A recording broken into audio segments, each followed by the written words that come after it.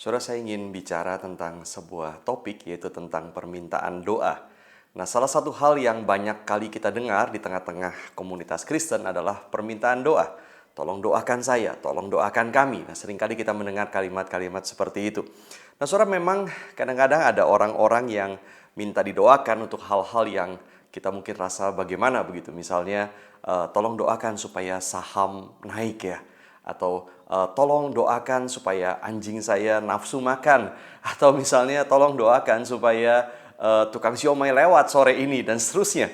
Nah, saudara, memang di satu sisi kita tentu boleh minta apa saja sebagai seorang anak kepada Bapa di surga, asalkan memang tujuan kita bukanlah untuk memuaskan kedagingan kita semata-mata. Saudara, tetapi yang ingin saya bicarakan adalah ada banyak situasi di mana ada hal-hal yang memang sangat penting untuk didoakan. Ada hal-hal yang memang sangat perlu doa. Tetapi sayangnya, di tengah-tengah komunitas Kristen, permintaan doa seringkali menjadi basa-basi. Mereka yang minta didoakan juga mungkin tidak berharap apa-apa, tidak berharap terjadi perubahan. Sementara mereka yang mendapat permintaan itu pun tidak sungguh-sungguh kemudian menanggapinya. Nah, saudara, saya ingin mengajak kita memikirkan ini dari 3 sisi berikut ini.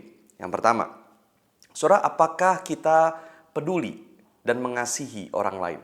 Saudara, kita cenderung berdoa untuk diri kita, untuk kebutuhan kita, untuk keinginan kita, untuk pergumulan kita, untuk kesedihan kita. Tetapi apakah kita peduli kepada kebutuhan, pergumulan, kesedihan dari orang lain? Kalau memang kita mengasihi, kalau memang kita peduli kepada orang lain, lalu mengapa kita tidak berdoa untuk orang lain? Ini yang pertama.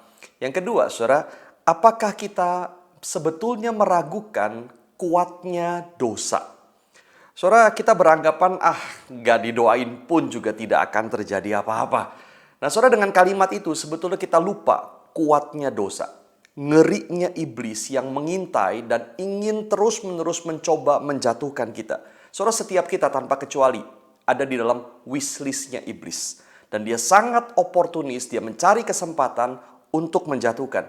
Saudara, kalau kita tahu dosa itu begitu mengerikan, iblis begitu ingin menjatuhkan, maka lalu mengapa kita tidak berdoa untuk orang lain? Ini yang kedua. Yang ketiga, saudara, adalah apakah kita meragukan kuasa doa?